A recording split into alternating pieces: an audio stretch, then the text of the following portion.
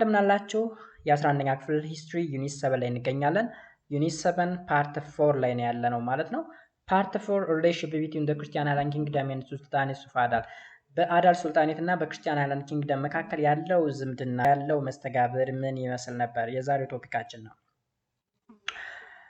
For much of the second half of the 15th century, Adal was in a state of civil war.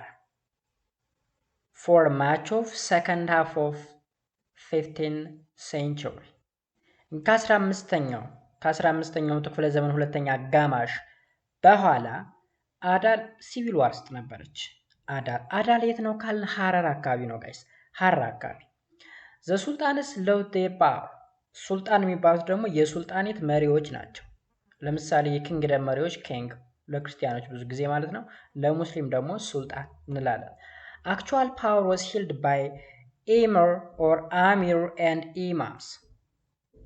ኦኬ አክቹዋል ተመልከቱ። ሱልጣን የሚባለው የሱልጣኔቱ መሪ ከሆነ ፓወራቸውን ሎስት አድርገዋል፣ ሲምቦሊክ ናቸው፣ ለይስሙላን የተቀመጡ ማለት ነው። ስለዚህ ሪል ፓወር ወይም ደግሞ አክቹዋል ፓወር was held by emirs ወይም ደግሞ አሚርስ and imams።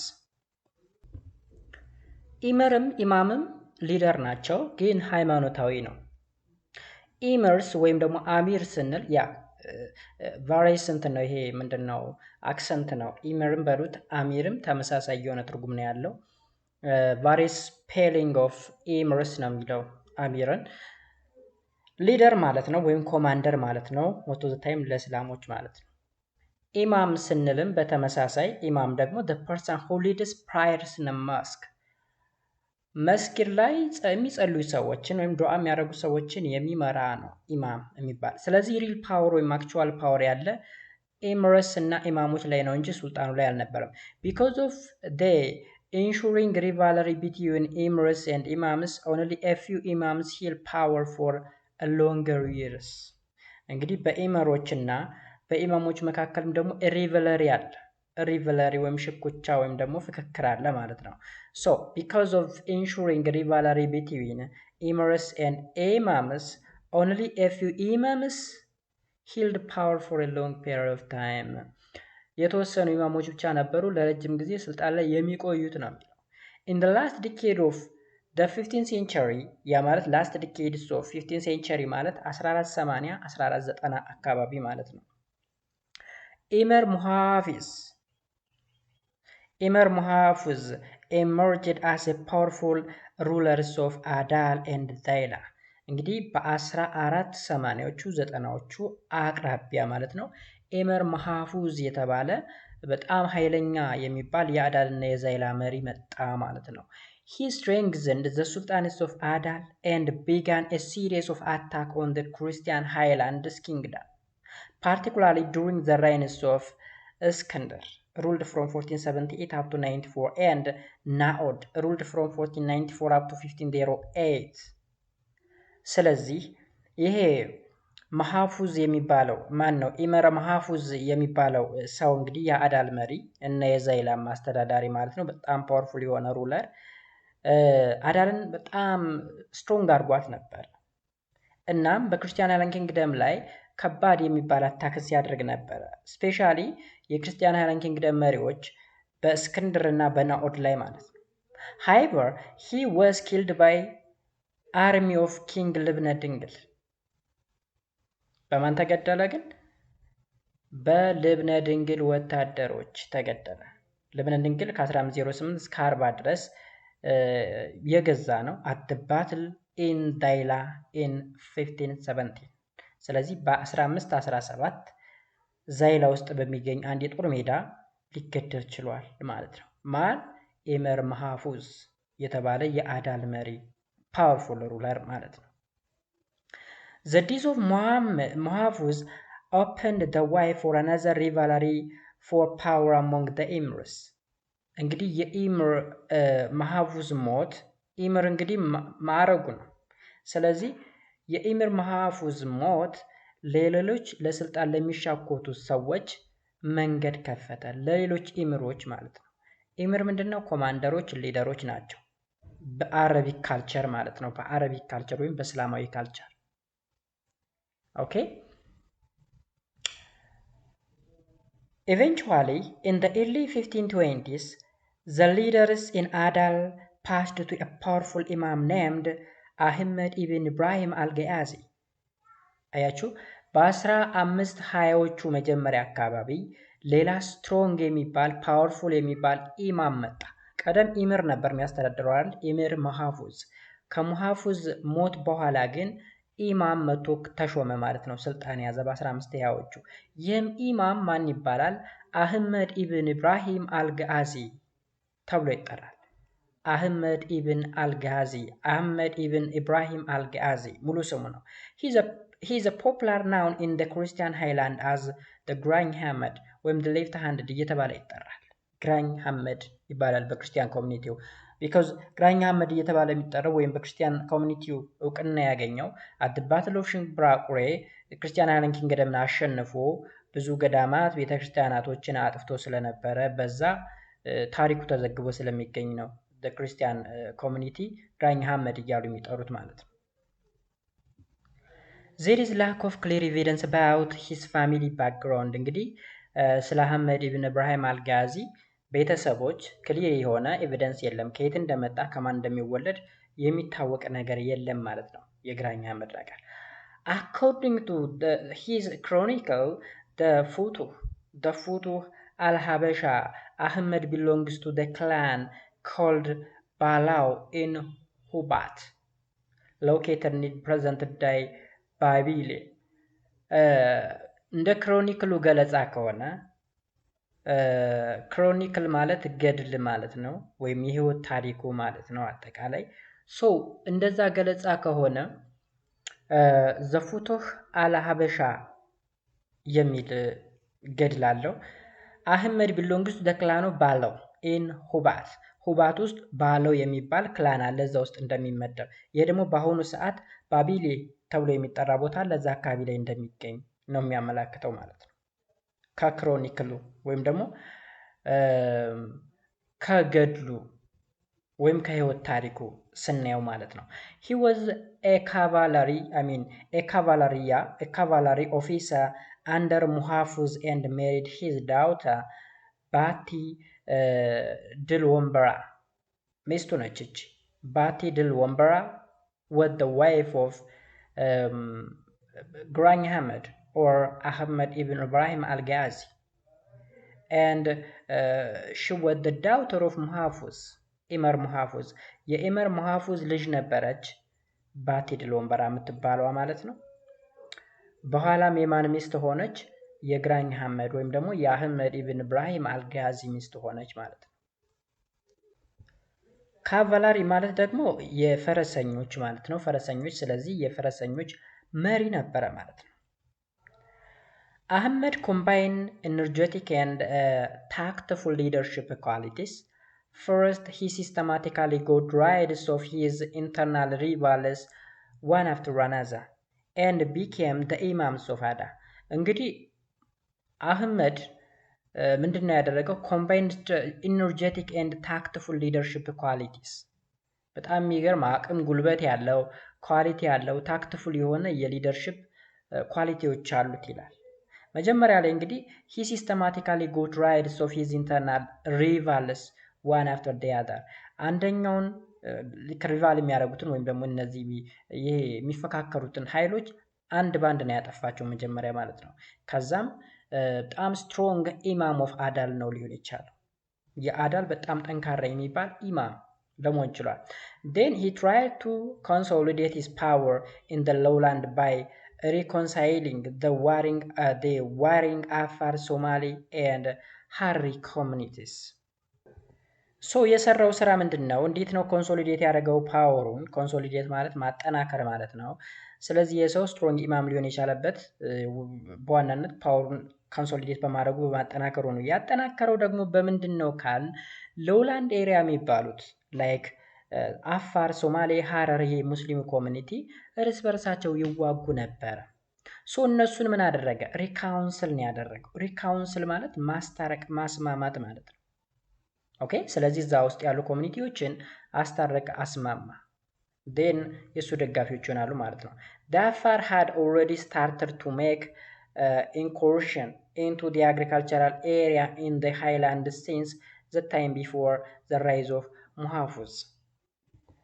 እንግዲህ አፋሮች በሙሐፉዝ ዘመን ሙሐፉዝ ራይዝ ከማድረጉ በፊት ወይም ስልጣን ላይ ከመውጣቱ በፊት ሃይላንድ ላይ ያሉ የእርሻ ቦታዎችን ኢንካርሽ ያደረጉ። ኢንካርሽ ማለት እንግዲህ መውረር ማለት ነው፣ ሲወሩ ነበር። ስለዚህ ዛፋር had already started to make incursion into the agricultural area in the highland since the time before the rise of ሙሐፉዝ ወይም ኢምር ሙሐፉዝ ወደ ስልጣን ከመምጣቱ በፊት ነበር አፋሮች የደጋማውን agricultural area ሲወሩ የነበረው ማለት ነው።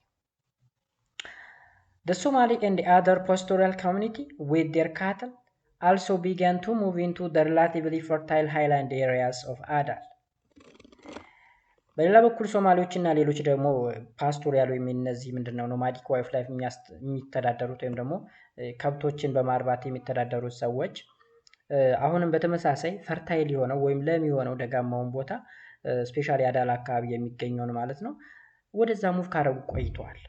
This population movement created a violence among the Harar, Afar and Somali community as they fought each other frequently. ስለዚህ አንደኛው ወደ አንደኛው ሙቭ ያደርግና ይወራል። ለምን ሲል ከብቶቹን ለማጋጥ ምናምን። በዚህ ምክንያት እንግዲህ ቫዮለንት ይፈጠራል ወይም የእርስ በርስ ግጭት ዋር ይፈጠራል። እርስ በርሳቸው ፋውት ያደርጉ ወይም ፋይት ያደርጉ ነበር። It was under this circumstance that Ahmed played the roles of arbiter and restorers of peace in the lowland. ስለዚህ በዚህ ምክንያት ነበር አንደኛው ሎውላንድ ላይ የሚገኘው ኮሚኒቲ ወደ ሃይላንዱ ከፊልና የዛኛውን ይወርበታል፣ ያኛውን ይገፋዋል ምናምን። በዚህ ጊዜ ነበር አህመድ እንደ ሽምግልና ወይም ደግሞ የሽምግልና ስራን ወይም የአርቢትራሪን ስራ የሰራው። ኦኬ እናም በመካከላቸው ፒስ ሪስቶረር የሆነው ወይም ደግሞ ሰላምን አምጪ ሰላምን አስመላሽ የሆነው ማለት ነው። ስለዚህ እነዚህ ሐረር፣ አፋር፣ ሶማሊ የሚባሉ ሙስሊም ኮሚኒቲዎች አንድ ከሆኑ ሰላም ከሆኑ ለአህመድ ጥሩ እድል ይፈጥርለታል ማለት ነው። He persuaded the fighting group to abandon their difference and launch a war against the Christian Highland Kingdom. ሰው ምንድን ያደረገው? አግባባቸው። He persuaded ማለት ማግባባት። ኦኬ እነዚህ የሚፋለሙ ግሩፖችን ከመፋለማቸው እንዲያቆሙ ወይም ፍልሚያቸውን እንዲያቆሙ ዲፍረንሳቸውን ልዩነታቸውን እንዲያስወግዱ አድርጎ ወደ ክርስቲያን ሃይላንድ ኪንግደም ጦርነት እንዲከፍቱ ወይም ላውንች እንዲያደርጉ ነው ሲያግባባቸው የነበረው ማለት ነው። ስለዚህ he pursued the fighting group to abandon their difference. እነዚህ የሚፋለሙ ግሩፖች አፋር፣ ሐረር፣ ሶማሌ ልዩነታቸውን አቁመው ወይም አጥፍተው ወደ ጋራ ጥላታቸው የሆነው ወደ ክርስቲያን ሃይላንድ ኪንግደም ጦርነት እንዲያውጁ ፐርሲውድ ሲያደርጋቸው ሲያግባባቸው ነበር። The restoration of peace in the region enabled Ahmed to recruit a large numbers of soldiers into his army from among the people. እንግዲህ ፒስን ሪስቶር አድርገዋል፣ ሰላምን አመጥተዋል። የት እነዚህ ሶስቱ ኤሪያዎች ላይ ሐረር፣ አፋርና ሶማሌ። ከዛ በኋላ ወደ ክርስቲያን ሃይላንድ ኪንግደም ጦርነት ላውንች እንዲያደርጉ ወይም ደግሞ ውጊያ እንዲጀምሩም አግባብቷቸዋል። then finally ምን እንዲያደርግ አስቻለው ማለት ነው? ከነዚህ ከሶስቱ ኤሪያዎች large number of soldier በጣም በርካታ ቁጥር ያለው ወታደር ሪክሩት እንዲያደርግ ወይም እንዲመለመል የማድረግ ስራ ሰርተዋል ማለት ነው። However, it should be clear that the war Imam Ahmed launched against the Christian Highland Kingdom was not a war over a religious issue. Rather, it was the last stages of the earlier conflict between the Walasma Sultans and the kings of the Christian Highland Kingdoms over the controls of Zaila trade and the land through which the trade route passed. ውጊያው ጦርነቱ ሃይማኖታዊ አልነበረ፣ ሪሊጂየስ ኢሹ አልነበረ። እና ኢማም መሐመድ ሙስሊም ስለሆኑ ክርስቲያን ሃይላንድ ኪንግደሞች ክርስቲያን ስለሆኑ ክርስትናን አጥፍቶ እስልምናን ለማስፋፋት አልነበረም። ይልቅስ አለ ከወላስማ ሱልጣኖች ጋር የክርስቲያን ሃይላንድ ኪንግደሞች ፋይት አድርገው ወላስማን ወይም ደግሞ ኢፋት የምንለውን አጥፍተው ስለነበረ ስለ ኢፋት ስናወራ ታስታውሳችሁ። ኢፋት በአምደ ጽዮን ወደ ትሪቢዩተሪ ስታተስ ሪዲዩስድ ሲሆን ለሁለት ግሩፕ ነበር የተከፈለው ብለናል። ታስታውሳችሁ። አንደኛው መርቻንት ሆኖ ኢፋት የክርስቲያን ሃይላንድ ኪንግ ደግሞ ትሪቢዩታሪ መሆኗን ሪኮግናይዝ ያደረገ እውቅና የሰጠ የተቀበለ ነው። ሌላኛው ግን የኢፋትን መውደቅ አንፈልግም እንቃወማለን ብለው ያመፁ ግሩፖች ናቸው። ስለዚህ ያመፁ ግሩፖች ናቸው የአዳልን ስልጣን እንትን ያሉት ማለት ነው የመሰረቱት። የዛን በቀል ወይም የዛን ስራ ለማፍረስ ነው እነ አህመድ ግራኝ ጦርነት የጀመሩት ማለት ነው። ከዛ በተጨማሪ ደግሞ በሎንግ ዲስታንስ ትሬድ እንግዲህ በዛ ዘመን የዛይላ ትሬድ ትልቅ ቦታ የሚሰጠው ነው። ክርስቲያን ሃይላንድ ኪንግ ደግሞ የሚፈልገዋል፣ የሱልጣኔቶችም ሙስሊም ሱልጣኔቶችም ይፈልጉታል። ስለዚህ የአህመድ ዋና ጦርነት የዛይላን የንግድ መስመር መቆጣጠር ነበረ። በዛ በኩል የሚያልፉ የንግድ እንትኖችን መቆጣጠር ነበር። የንግድ መስመሮችን ሙሉ በሙሉ ኮንትሮል ማድረግ ነበረ። Beside Adal and other sultanates wanted to regain their independence from the Christian Highland Kingdom and create Islamic empires of their own. ከዛ በተጨማሪ ደግሞ አዳል እና ሌሎች በዚህ ጎን በጎን ደግሞ የሚፈልጉት ነገር ምንድነው? ነፃነታቸውን ማወጅ። because አይታችሁ ከሆነ አብዛኞቹ ሙስሊም ስቴቶች በአምደ ጽዮን አማካኝነት የክርስቲያን ሃይላንድ ኪንግደም ትሪቢዩተሪ ወይም ደግሞ ትሪቢዩተሪ ወይም ገባሪ እንዲሆኑ ተደርገዋል። ስለዚህ ከክርስቲያን ሃይላንድ ኪንግደም ራሳቸውን ነፃ አውጥተው የራሳቸውን የሆነ እስላሚክ ኤምፓየር መመስረት ይፈልጋሉ። ስለዚህ ከአህመድ ጋራ ኮላብ አድርገው ወይም ደግሞ ጥምረት ፈጥረው መዋጋትን ይፈልጋሉ ማለት ነው። ኢማም መሐመድ begins his campaign in 1527 by attacking the force of the Christian kingdom stationed in the tributary province of Dawaro, Fatagar and Bale, after which he returned to Adal with a large boots. ምንድን ነው የሆነው? ካምፔኑን ወይም ደግሞ ዘመቻውን የጀመረው መቼ ነው? ኢማም መሐመድ በ1527 ማለት ነው። አታክ ማድረግ የጀመረው ሴት ነው ካል እነዚህ ትሪቢዩተሪ የሆኑት ወይም ገባሪ የሆኑት የሙስሊም ሱልጣኔቶች ደዋሮ፣ ፋታጋር፣ ባሊ ምናምን የሚባሉ ቦታዎችን ከክርስቲያን ሃይላንድ ኪንግደም እየነጠቀ መውሰድ ነው እና ብዙ ምርኮችን ቡቲስ ማለት እዚህ ጋር ምርኮች ማለት ነው። ወደ አዳል ብዙ ምርኮኞችን ይዞ መሄድ ነበር የጀመረው። on the other hand, King ልብነ ድንግል who had never expected a serious Muslim threat since the death of Muhafuz in 1517 ordered the Christian governors of Bali named Degalhan to subdue Adal. አሁን እዚህ ጋር ተመልከቱ። የኢማም መሐመድ ጦር ኦልሞስት ዘመቻውን የጀመረው በ1527 ነው። በክርስቲያን ሃይላንድ ኪንግደም ቁጥጥር ውስጥ ወደ ሆኑት ዳዋሮ፣ ፋታጋር እና ባሊ አዝምቶ ከዛ ብዙ ምርኮችን ይዞ መጥቷል። የክርስቲያን ሃይላንድ ኪንግደም ኪንግ የሆነው መሪ የሆነው በሰዓቱ ኪንግ ልብነ ድንግል ነበረ። እንደዚህ አይነት ሲሪየስ የሆነ ወረራ ይመጣብኛል ብሎ አላሰበም። ቢኮዝ ሲሪየስ የሆነ መሪ የነበረው ኢመር ሙሐፉዝ ነበረ። ኢመር ሙሐፉዝም በ1517 ሞቷል። ስለዚህ ምንም አይነት ችግር አይደርስብኝም ብሎ ዘና ብሎ ነበር ያለው። ደን ፋይናሊ ግን ጉዳዩ ሲሪየስ እንደሆነ ሲያቅ የባሊን ክርስቲያን ገቨርነር ደገልሃን ይባላል። ደገልሃን አዳል እጅ እንድትሰጥ ወይም እንዲያንበረክክ ወይም ደግሞ አዳልን እንዲያሸንፍ ነበር ያዘዘው።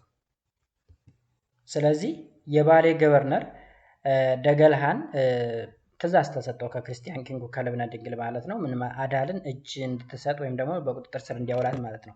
but Degalhan was defeated by the Imam's force in Adal. ደገልሃን የባሊው መሪ እንግዲህ አዳል ሊሸነፍ ችሏል ማለት ነው። since then Ahmed has carried out a series of expedition to the highlands of the province west of Adal with no strong resistance from the imperial force. ከዚህ ጊዜ ጀምሮ እንግዲህ since then ከዚህ በኋላ አህመድ በጣም ሲሪየስ ወይም ተከታታይነት ያላቸው ኤክስፔዲሽኖችን አካሄድ። ኤክስፔዲሽን ማለት ዘመቻዎችን ማለት ነው። ወዴት? ወደ ሃይላንድ ኪንግደም ማለት ነው። ስለዚህ ምንም ሲሪየስ የሆነ ሬዚስታንስ ሳይገጥመው ከኢምፔሪያል ፎርሱ በቀላሉ ድሎችን የማግኘት እድሉ ገጠመው ማለት ነው። with this Ahmed's confidence greatly increased and he prepared himself for the conventional war against the Christian Highland Kingdom. ስለዚህ አሁን እስካሁን ድረስ ያደርግ የነበረው ክርስቲያን ሃይላንድ ኪንግደሙ ይቆጣጠራቸው የነበሩ ቦታዎችን እየነጠቀ ምናምን በሱ ቁጥጥር ውስጥ ማድረግ ነው። ስፔሻሊ ሙስሊም ሱልጣኔት የሚባሉትም ማለት ነው። ስለዚህ ከዛ እነዚህን ሽንፈቶችን ካገኘ በኋላ ወይም ማነው ድሎችን ካገኘ በኋላ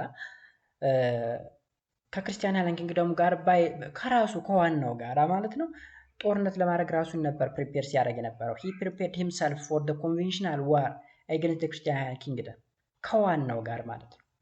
ስለዚህ ከነፋታ ጋር ከነዳዋሮ ከነባሊ ምናምን ጋር አይደለም ጉዳዩ። እሱንማ አሸንፏል። እነዚህ ትንንሽ ምናምን በክርስቲያን ሃይላንድ ኪንግደም ግዛት ውስጥ ያሉትን ገባር የሆኑትን ምናምን ነገር ኦልሬዲ ያሸንፏቸዋል። ለነሱ ብዙ እንትን አያጠፋም። ወዴት ነው ሄደው? ቀጥታ ወደ ዋናው ወደነ ልብነ ድንግል ማለት ነው። Then in March 1529 Ahmed crushed Libna Dingil's army at the Battle of Shimbrakure near the present-day Mojo town. ከዛም በማርች በ1529 የአህመድ ወታደሮች የልብነ ድንግል ወታደሮችን አሸነፉ። የት? at the Battle of ሽምብራቁሬ ማለት ነው። ሽምብራቁሬ የት ነው የሚገኘው? ሞጆ ከተማ ላይ ማለት ነው። This was a big landmark in the history of the relationship between Adal and Christian Highland Kingdom. ይህ እንግዲህ በክርስቲያኖች እና በሙስሊሞች መካከል ትልቅ የሚባል ታሪክ አስመዝግቦ አልፏል ማለት ነው። Ahmed's army was much smaller than Libna Dingil's army, but it was better equipped, and with it there were a Yemeni musketeer who were sent by the Ottoman Sultan. የክርስቲያን ሃይላንድ ኪንግደም ወታደሮች ከአዳል ወታደሮች ይበልጣሉ በብዛት በቁጥር። ነገር ግን የአህመድ ወታደሮች ትንሽ ቢሆኑም ቤተር ኢኩፓይድ ናቸው። በጣም በጥሩ የታጠቁ ማለት ነው። ከየት ነው የመጡ ከተባለ ከየመን የመኒ ሙስኪታሮች ናቸው። የመኒ ሙስኪታሮች ይባላሉ ወታደሮቹ ማለት ነው። ከኦቶማን ቱርክ ሱልጣን የተላኩ ናቸው ከውጭ። ስለዚህ በዚህ ታይም ነበር ክርስቲያኖች በፖርቹጋል መታገዝ የጀመሩት፣ ሙስሊሞች ደግሞ በቱርክ መታገዝ የጀመሩት። እዚህ ጋር ቱርኮችና ዋቲኮሊት ፖርቹጋሎች የቀይ ባህርን የንግድ መስመር ለመቆጣጠር እየተሻኮቱ ነበር። የቀይ ባህርን መስመር ወይም ባጭሩ አውሮፓ ወደ ሩቅ ምስራቅ ትሬድ እንዳያካሄድ መንገድ ዘግተውባቸው ነበረ ቱርኮች ማለት ነው። ወይም የኦቶማን ተርክሽ ወይም የቱርክ ኢምፓየር ማለት ነው። ከዛ በኋላ ፖርቹጋሎች ለኢትዮጵያ ላይ ላሉ ለክርስቲያኖች ያግዛሉ። ከዛ በተጨማሪ ደግሞ የተለያዩ እንትኖችን የናቪጌሽን ወይም ደግሞ አሰሳዎችን ያካሂዱ ነበረ። በዛ ታይም ነው እነ ፈርዲናንድ ማጀላን እነ በርቶሎሜው ዳያቬዝ ምናምን የሚባሉ በርካታ አሳሾች የመጡትና ሌላ አማራጮችን በዚህ በደቡብ አፍሪካ ጫፍ በኩል መዞር የጀመሩት ማለት ነው። After his victory, the Imam returned to Harar to recruit more troops. ከዛ እንግዲህ at the Battle of ሽምብራቁሬ ላይ ድል ካገኘ በኋላ እዛው አልተቀመጠም። ወደ ሀረር ነው የተመለሰው። ሀረር ላይ ተመልሶ በርካታ ወታደሮችን መለመለ ሆነ። On the other hand, the imperial army could not recover from its defeat and continuously retreated to the north. የኢምፔሪያል አርሙ ወይም ደግሞ የክርስቲያን ሃይላንድ ኪንግደም አርሚው ግን ላሸሸል ምን ልበል አላለም። ምንድን ነው ያደረገው? ማፈግፈግ ነው የተያያዘው። ማፈግፈግ ወደ ኖርዝ ወደ ሰሜን አቅጣጫ ካንቲኒየስሊ ሪትሪት አደረገ። ሪትሪት ማለት ማፈግፈግ ማለት ነው። The ambition of Imam Muhammad was to create an Islamic empire in the Horn of Africa. እንግዲህ የኢማም መሐመድ ኢብን ኢብራሂም አልጋዚ ዋና ዓላማው ምን ነበረ? ሆርን አፍሪካ ወይም አፍሪካ ቀንድ ላይ ትልቅ እስላማዊ መንግስትን መመስረት ወይም ደግሞ ኢምፓየር መመስረት ነው። To this end, he made preparation for the total control of the Christian Highland Kingdoms and its tributary province. ስለዚህ ጦርነት ካሸነፈ በኋላ ምን አደረገ? የክርስቲያን ሃይላንድ ኪንግደሙንና በሱ ስር ያሉ ገባሪ ፕሮቪንሶች ወይም ግዛቶችን ለመቆጣጠር ፕሪፓሬሽን ወይም ደግሞ ዝግጅት ሲያደርግ ነበር።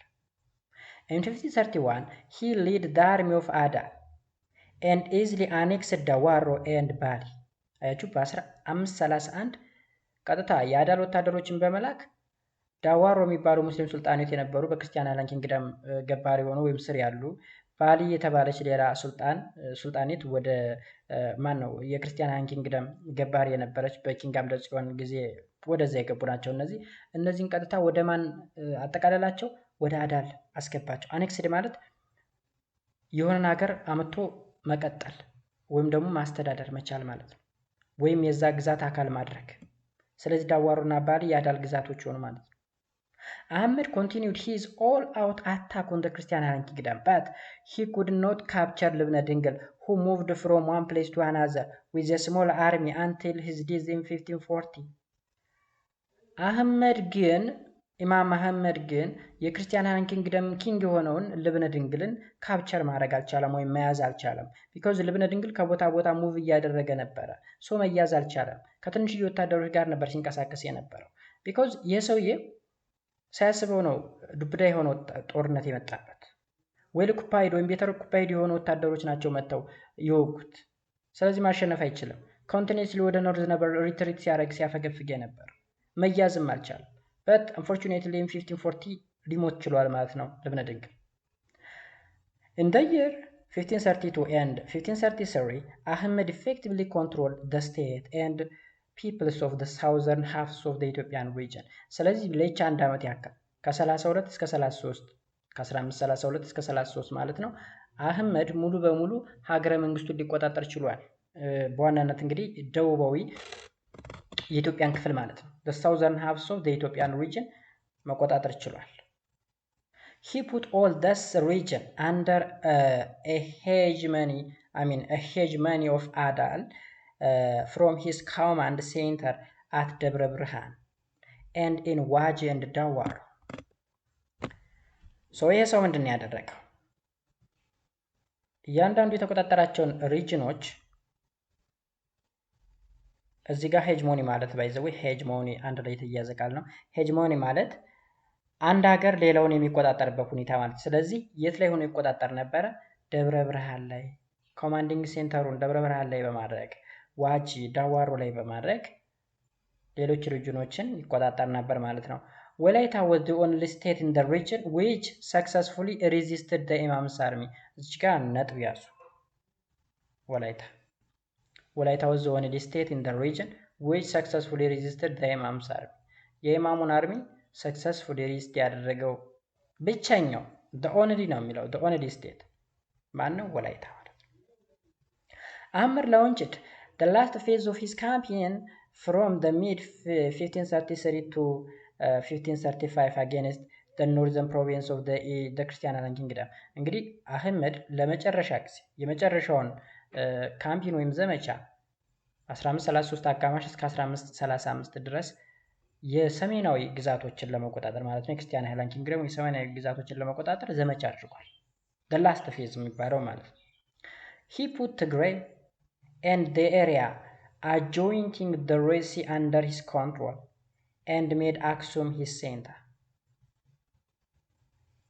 he put Tigray and the area adjoining the Red Sea under his control and made Aksum his center.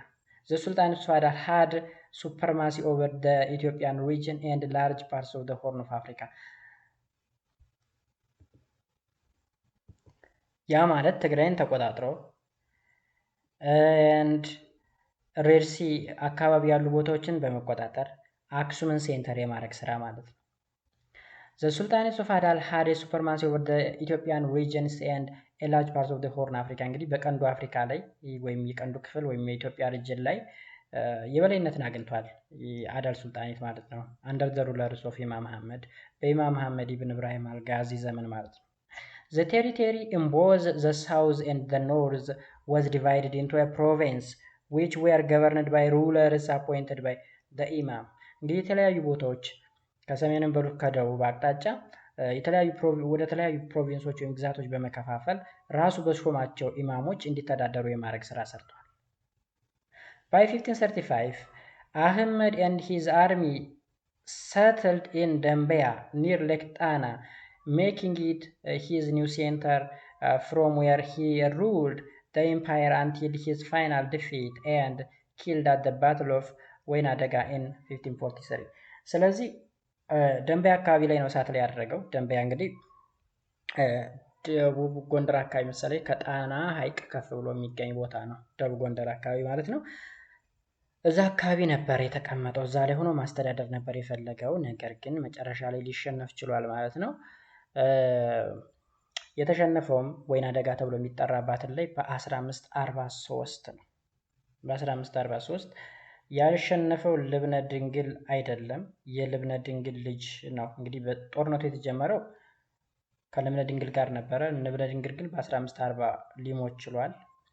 ከዛ ገላውዲዮስ የሚባል ልጁ ተሾሟል ቀጥሎ ማለት ነው። የልብነ ድንግል ልጅ ዴን ከገላውዲዮስ ጋር ነው ጦርነቱ የተካሄደው እና ወይና ደጋ ላይ በ1543 ሊሸነፍም ሊሞትም ችሏል፣ ሊገደልም ችሏል። እንግዲህ በዚህ ቆይታው ምንድን ነበር ሲያደርግ የነበረው? በኢትዮጵያ ላይ የበላይነትን ስላገኘ እና በምስራቅ አፍሪካ በዋናነት በቀንዱ የአፍሪካ ክፍል ላይ ትልቅ ኢስላሚክ ኤምፓየር መመስረት ስለሚፈልግ ሲሰራ የነበረው የተለያዩ ቤተክርስቲያናቶችን በማፍረስ በማቃጠል ገዳማቶችን በማፍረስ ምናምን ነበረ የቆየው ማለት ነው። ስፔሻሊ ከ1530ዎቹ 33 32 አካባቢ ጀምሮ እስከ 43 ድረስ ባለው ለ10 ዓመታት ያክል አካባቢ ማለት ነው።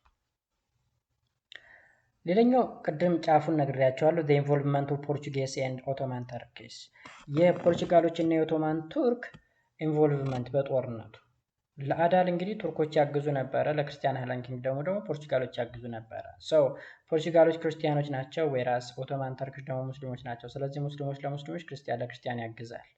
በት ሪሊጂየስ ወይም ደግሞ ሃይማኖታዊ የሆነ ዓላማ ኖሯቸው አይደለም። ሁለታቸው ፖርቹጋል እና ቱርክ ሪቫላሪ ናቸው። ስፔሻሊ በሬርሲ ካስት በኩል ባለ የንግድ መስመር ቱርክ ታዘጋችባቸው በኋላ ማለት ነው። እንደሚታወቀው ስለ ናቪጌሽን እና ዲስከቨሪ ስንማማር የስፔን እና የፖርቹጋል ናቪጌተሮች ናቸው ከፍተኛ ስራ ሲሰሩ የነበረው ማለት ነው። በዋናነት ስፔን ፖርቹጋል ናቪጌተር መሪ ነበራት፣ ወይም ደግሞ ሄነሪ ዘ ናቪጌተር ተብሎ የሚጠራው ማለት ነው። እሱ እንግዲህ ስፖንሰር ያደረገው የተለያዩ ናቪጌተሮች እየዞሩ ስፔሻሊ በደቡብ አፍሪካ ጫፍ በኩል ብለው ህንድን እንዲያገኙ አልፎ ወደ ሩቅ ምስራቅ እንዲሄዱ ያስቻላቸው በቀይ ባህር በኩል ቱርክ መስመሩን ስለዘጋችባቸው ናቸው። የስፔን ናቪጌተሮችም ኪዩን ኤልዛቤላ የምትባል ንግስት ነበረች። እሷም ስፖንሰር ስታደርጋቸው ነበር አሳሾቿን ማለት ነው። the conflict between Adal and the Christian Island Kingdom involved the Portuguese and the Ottoman Turks እንግዲህ በሁለቱ ጦርነት መካከል ቱርኮችና ፖርቹጋሎች ተሳትፈዋል። by then the two maritime powers of the world were in the state of rivalry over the dominance of the Mediterranean and Red Sea region እንግዲህ በቀይ ባህርና በሜዲትራኒያን ባህር አካባቢ ያለውን የበላይነት ለመቆጣጠር ብለው ነው ኢትዮጵያ ድረስ መጥተው ደግሞ እዛ ለአንደኛው አንዱ ምናምን አጋዥ ነው የገጠሙት ማለት ነው። In 1520s, the Portuguese mission came to the court of ልብነ ድንግል። ወዴት መጡ? በ1520 ፖርቹጋሎች ወይም የፖርቹጋል ተልዕኮ ያላቸው ሰዎች ወደ ልብነ ድንግል ጃኦ በርሙዴዝ came to Ethiopia as a members of this mission ማን? ጃኦ በርሙዴዝ ይባላል። ከፖርቹጋል የመጣው ተላላኪ ማለት ነው። when the mission departed for Portugal in 1526, he remained in the country. ፖርቹጋል እንግዲህ የራሷ የሆነ ሚሽን ነበራት። ይሄ ሚሽን ግን በ1526 ዲፓርትድ ሆነ ወይም ወደመ ወይም ባጭሩ ምን ከሸፈ ማለት ነው። ሲከሽ he remained in the country ዘው ቀረ ማለት ነው። ማን? ጆ በርሙዴዝ የሚባለው ማለት ነው። in 1535 when Imam Muhammad was in complete control of the Ethiopian region, King ልብነ ድንግል sent a letter to the Pope of Rome and the King of Portugal in the hand of Joan Bermudez requesting their military assistance. በ1535 ግራኝ አህመድ ወይም ኢማም መሐመድ ኢብን ኢብራሂም አልጋዚ ሙሉ በሙሉ የኢትዮጵያን ሪጅን ኮንትሮል ሲያደርግ ንጉስ ልብነ ድንግል ደብዳቤ ነው የጻፈው። ለማን? ለሮማው ፖፕ ወይም ለሮማው ጳጳስ እና ለፖርቹጋሉ ንጉስ ማለት ነው። በማን በኩል? በጆን በርሙዴዝ ተላላኪ ነው። ጆን በርሙዴዝ እዚህ ጋር ጆ የሚለው እዚህ ጋር ጆን ለማለት ነው። ኦኬ ጆን በርሙዴዝ። ስለዚህ ደብዳቤው የሚሊታሪ አሲስታንስ ወይም ደግሞ የሚሊታሪ ድጋፍ የጦር እገዛ እንዲደረግለት ነው።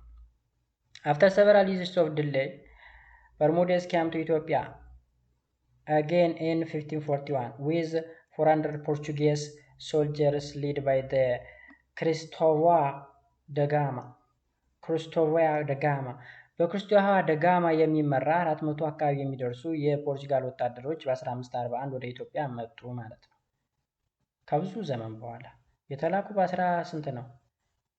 በ35 የመጡት በ41 ከ6 ዓመት በኋላ ማለት ነው። ልብነ ድንግል had already died in 1540 at the monasteries of ደብረ ዳሞ in Tigray and was succeeded by his son King Claudius ruled from 1540 up to 59። እንግዲህ እነዚህ በ35 ልብነ ድንግል የላካቸው ተላላኪዎች ከ6 ዓመት በኋላ 400 ወታደሮችን ይዘው ሲመጡ ልብነ ድንግል ሞቶ ነበር በ1540። በሰዓቱ ያገኙት ማንን ነው? ልጁ ማን ነው? ገላውዲዮስ ነበረ። ስለዚህ ገላውዲዮስ ተሹሟል ኦልሬዲ። ልብነ ድንግል የት ነው የሞተው? ደብረ ዳሞ የሚባል ገዳም ላይ ትግራይ ውስጥ።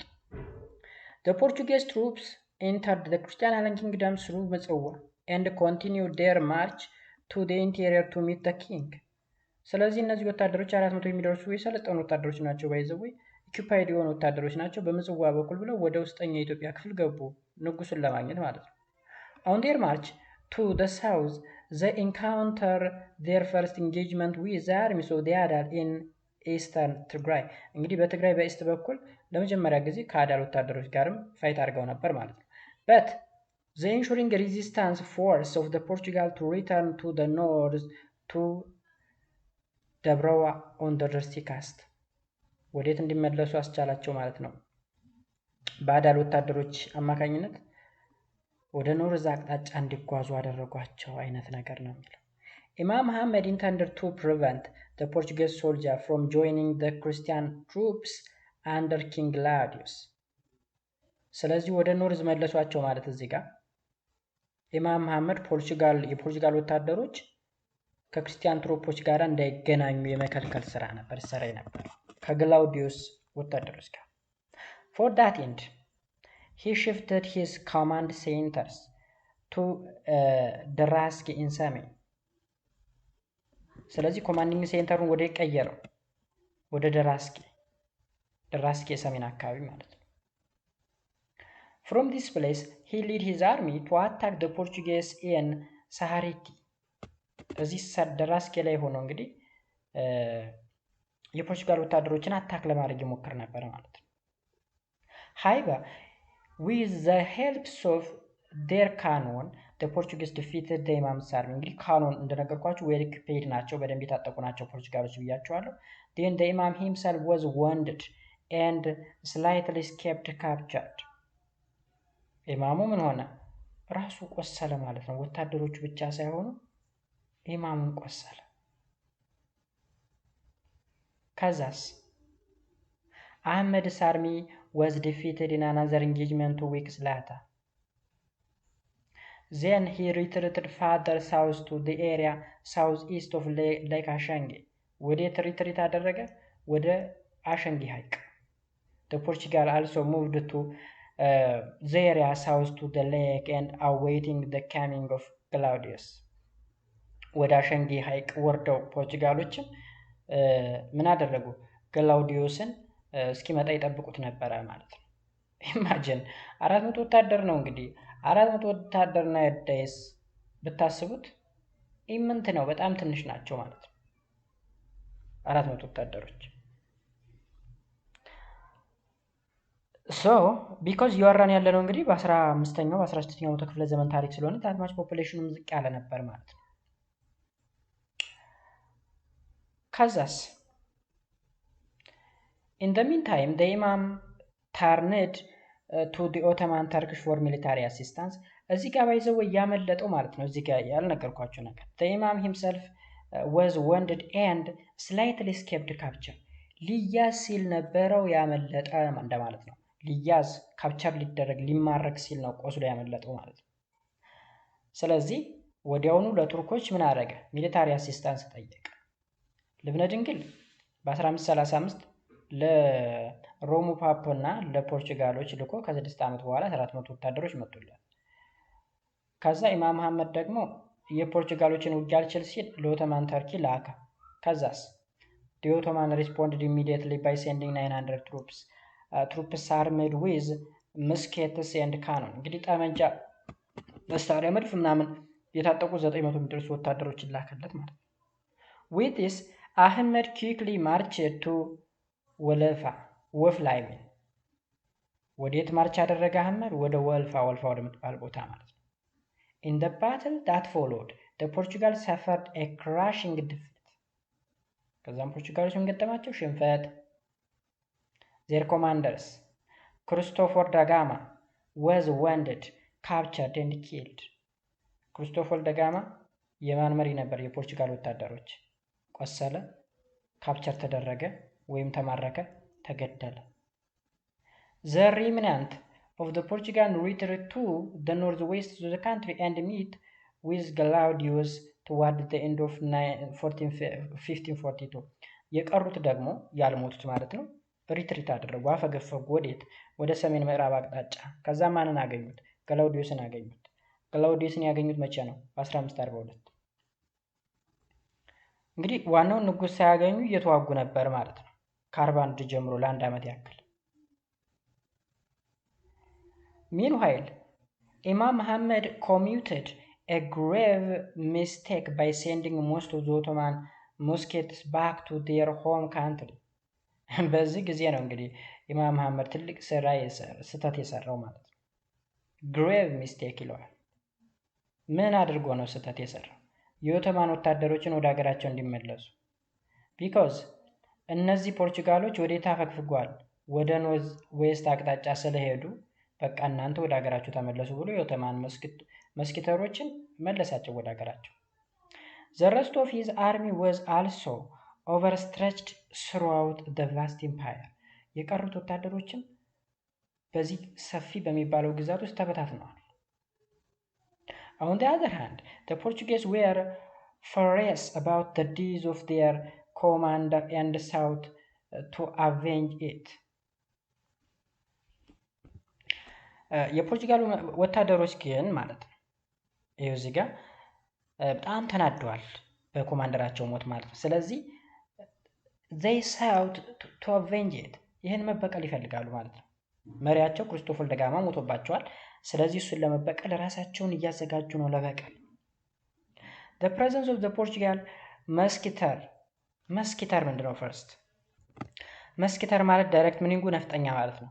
ነፍጠኛ ማለት የታጠቀ መሳሪያ ያዘ እንደማለት ነው። ስለዚህ ነፍጠኛ። ስለዚህ የፖርቹጋል ነፍጠኞች amongst them boosted the moral of Galaudius' army.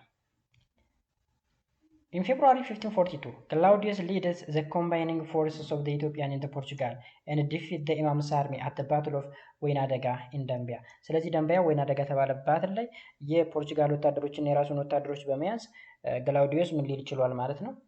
ድል ሊያገኝ ይችላል ማለት ነው።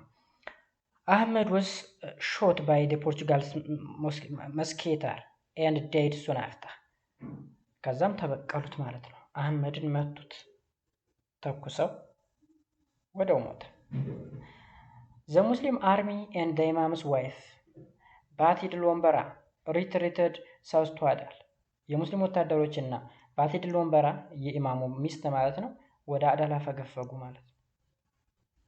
The brief periods of the supremacy of Adal over the Ethiopian region in the Horn of Africa came to an end. ከዚህ በኋላ የአዳል የበላይነት እዚህ ጋር ስቶፕ አደረገ። መቼ? በ1543 ገደማ። ማን ሲሞት? ኢማም መሐመድ ኢብን ኢብራሂም አልጋዚ ደንቢያ ላይ the battle of ወይናደጋ ላይ ሲሞት። The conflict between the Christian kingdoms and the Sultan of Adal continued until 1559 when the army of Adal led by Emir Nur al-Wazir defeat the armies of the Christian kingdoms led by King Galaudius. እዚህ ጋር እንግዲህ ኮንፍሊክታቸው እንደቀጠለ ነበር እስከ መቼ? እስከ 1559 በሁለቱ መካከል በክርስቲያን ኪንግደም እና በሱልጣኔቱ ኦፍ አዳል መካከል ማለት ነው። እስከ መቼ ድረስ? when the army of Adal led by Emir Nur al-Wazir defeated the armies of the Christian kingdom led by King Galaudius. በክላውዲዮስ የሚመራው ወታደር በኢምር ኑር አልዋዚር እስቲሸነፍ ድረስ ቀጥሎ ነበር ማለት ነው ኮንፍሊክቱ። Galaudius himself was killed at the Battle of site in the south central Ethiopian region. በደቡብ ማዕከላዊ ኢትዮጵያ ሪጅን ነው እንግዲህ ገላውዲዮስ የተገደለው። ኦኬ በማን ማለት ነው? በኢምር ኑር አልዋዚር ወታደሮች። ስለዚህ በ1559 ሞተ ማለት ነው። ሶ ገላውዲዮስ ሲያስተዳድር የነበረው ከ40 እስከ 59 ነው። 59 ላይ ሞተ። ሌላው the consequence of the conflict የኮንፍሊክት ውጤት ምን አመጣ? በክርስቲያን ሃይላንድ ኪንግደም እና በአዳል ሱልጣኔት መካከል በተደረገው ውጊያ የመጣው ውጤት ምንድነው? The conflict between the sultanates of Adal and the Christian Highland Kingdom, which lasted for about 2 decades, had a number of consequences. እንግዲህ ለሁለት አስርተ ዓመታት ያክል የቆየው በክርስቲያን ሃይላንድ ኪንግደም እና በሱልጣኔት ኦፍ አዳል መካከል የተደረገው ኮንፍሊክት ወይም ውጊያ በርካታ ኮንሲኩዌንሶችን ውጤቶችን አምጥቷል። In the first place, the conflict caused a huge material destruction and the loss of human life. ብዙ ሰዎች ሞተዋል፣ ብዙ ሀብት ንብረት ወድሟል። Many churches and monasteries throughout the Christian Highland Kingdom were looted and burned to the ground. በርካታ ቤተክርስቲያኖች፣ ገዳማቶች በክርስቲያን ሃይላንድ ኪንግደም ውስጥ ያሉት ማለት ነው ተዘርፈዋል፣ ተቃጥለዋል። Alright? Invariable religious documents and relics stored in these institutions were turned to ash. በጣም በርካታ የሚባሉ ሃይማኖታዊ ዶክሜንቶች፣ መጽሐፎች ስፔሻሊ የኦርቶዶክስ ቤተክርስቲያን መጽሐፍቶች አሉ። እነሱ በሙሉ ወደ ምን ተቀይረዋል? ወደ አመድነት። Besides, a series of conflict caused a severe reduction of population in both the highland and the lowland because a large number of people lost their life. እንግዲህ በክርስቲያን ሃይላንድ ኪንግደሙም በሎላንዱም መካከል ከፍተኛ የሆነ ሂውማን ሎስ አለ፣ ወይም ደግሞ የሰዎች ህይወት ጠፍቷል። የህዝብ ቁጥር በከፍተኛ ሁኔታ ሪዲዩስ ሆኗል ማለት ነው፣ ቀንሷል። Above all, the war weakened the powers of the Christian Highland Kingdom. ይሄ ጦርነት አሁንም የክርስቲያን ሃይላንድ ኪንግደሙን ስልጣን ወይም አቅም በጣም ቀንሶታል። Imperial armies built over the preceding century were destroyed. Thus, army stationed in tributaries province were dismantled. እነዚህ ገባር የሚባሉ ግዛቶች ላይ የተቀመጡ አርሚዎች በሙሉ ጠፍተዋል ይሉ። This opened the way for the rivalry between the monarchy and the regional nobility. Subsequently, regional lords began to challenge the authority of the king. ስለዚህ እንግዲህ የክርስቲያን ሃይላንድ ኪንግደም ዋናው ኢምፔሪያል ፎርሶቹ ስለደከሙ ወይም ደግሞ አቅም ስላጡ በየቦታው የጉብዝ አለቃዎች መነሳት ጀመሩ ማለት ነው። ስለዚህ የኪንጉን ወይም የንጉሱን ኦቶሪቲ ወይም ስልጣን መገዳደር ጀመሩ፣ ቻሌንጅ ማድረግ ጀመሩ። As a result, the Christian Highland Kingdom failed to regain its lost power and authority. በዚህ ምክንያት እንግዲህ የሴንትራል ሃይላንድ ኪንግደሙ የክርስቲያን ሃይላንድ ኪንግደሙ ሙሉ በሙሉ ትክክለኛ የሆነውን አቅሙን፣ ፓወሩን፣ ስልጣኑን ማግኘት ሳይችል ቀረ ወይም ሪጌን ማድረግ አልቻለም። እነዚህ ኮንሲኩዌንሶች ናቸው። The military conflict was partly the cause of population movement in the region. ሌላው ደግሞ የሚሊታሪ ኮንፍሊክት ወይም ደግሞ ይሄ ወታደራዊ ግጭት የምንለው ወይም ደግሞ ጦርነቱ ብዙ ህዝቦች ከአንድ ቦታ ወደ ሌላ ቦታ ሙቭ እንዲያደርጉ ወይም እንዲንቀሳቀሱ እንዲሰደዱ አድርጓል። Many people were forced to change their settlement area to avoid the conflict. Okay? ብዙ ሰዎች ኮንፍሊክትን ለመራቅ ከግጭት ለመራቅ ብለው ተወልደው ካደጉበት ቀየ፣ ሰፈር፣ መንደር ሌላ አዲስ ቦታ ሳትል እንዲያደርጉ ተገደዋል ማለት ነው። The movement of the people from one area to another area leads to intermixing of different ethnic and religious group. ይሄ ደግሞ ሌላ ምን አመጣ? አንደኛው ማህበረሰብ ወደ ሌላ ቦታ ሄዶ ሲቀላቀል አንዱ ኤትኒክ ግሩፕ ከሌላው ኤትኒክ ግሩፕ፣ አንዱ ብሔር ከሌላው ብሔር ጋራ ሚክስ ሆነ፣ መቀላቀል ጀመረ። ስለዚህ እነዚህ የተለያየ ካልቸር የተለያየ ሃይማኖት አላቸው። ሶ አንዱና ሃይማኖት ከአንዱ ጋራ ምን ሊያደርግ ነው? ሚክስ ሊሆን ነው። ለምሳሌ ሙስሊም ሎውላንድስ ፐርማነንትሊ ሳትልድ ኢን ዘ ሃይላንድ። አያችሁ፣ ሙስሊሞች እታች ይኖሩ የነበሩት ወደ ሃይላንዱ ሙቭ አድርገው ሃይላንዱ ላይ ፐርማነንትሊ መኖር ጀመሩ ማለት ነው። This seemed to have improved the ethnic and religious difference in the region. ይሄ ግን ምንን አሻሽሎታል? በኤትኒክ እና በሪሊጂየስ ዲፈረንስ መካከል ያለውን ነገር ኢምፕሩቭ አድርጎታል፣ አሻሽሎታል። The military conflict disturbed the Zayla trade. ከዛ በተጨማሪ ደግሞ ለሁለት ሲሻኮቱበት የነበረ ሲጣሉበት የነበረውን የሎንግ ዲስታንስ ትሬድ ስፔሻሊ የዛይላ ትሬድ ሩት ዲስተራፕት ሆኗል፣ ተስተጓጉሏል ማለት ነው። እነዚህ በሙሉ ኮንሲኩዌንስ ናቸው በአዳልና በክርስቲያን ሃይላንድ ኪንግደም መካከል በተደረገ ጦርነት የመጡ ውጤቶች። The trade routes became more and more unsafe for caravan merchant because the Chatwick situation caused by the military conflict። እንግዲህ ትሬድ ሩቶች ወይም የንግድ መስመሮች ነጋዴዎች እንደልባቸው ከቦታ ቦታ መንቀሳቀስ ባለመቻላቸው ምክንያት ሞር አንሴፍ ናቸው፣ በጣም ስጋት ላይ የሚጥሉ ማለት ነው። ቢኮዝ ኦልዌይስ ጦርነት ከሆነ በሰላም ነግዶ መስራት አይቻልም ማለት ነው። ላተር ሰም ትሬድ revived through the ports of ዳይላ and continued until 1560። ከዛ በኋላ እንደገና የዛይላ ትሬድ ሪቫይቭ ሊንሰራራ ችሏል እስከ 1560ዎቹ ድረስ ኮንቲኒው ሊሆን ይችላል ወይ ሊቀጥል ችሏል ማለት ነው። ኦልራይት። ስለዚህ አራተኛው ክፍል ይህን ይመስላል። ቀጣይ አምስተኛ ክፍል 7.5 ፖፑሌሽን ሙቭመንትስ ኢን ዘ ኢትዮጵያን ሪጅን በኢትዮጵያ ክፍል ወይም ክልሎች ላይ የነበረው የህዝባዊ እንቅስቃሴ ዲያፋር ፖፑሌሽን ሙቭመንት፣ ሶማሊያን ፖፑሌሽን ሙቭመንት፣ ዋናው ግዙፉ ደግሞ የኦሮሚያን ፖፑሌሽን ሙቭመንት የሚባለው ወይም የኦሮሞ ፖፑሌሽን ሙቭመንት ምን እንደሚመስል በቀጣይ ክፍል የምናይ ይሆናል ማለት ነው ጋይስ። የዛሬው ክላስ ይህን ይመስል ነበረ። በሌላ ጊዜ እስከምንገናኝ በያላችሁበት ሰላማችሁ ይብዛ። መልካም ጊዜ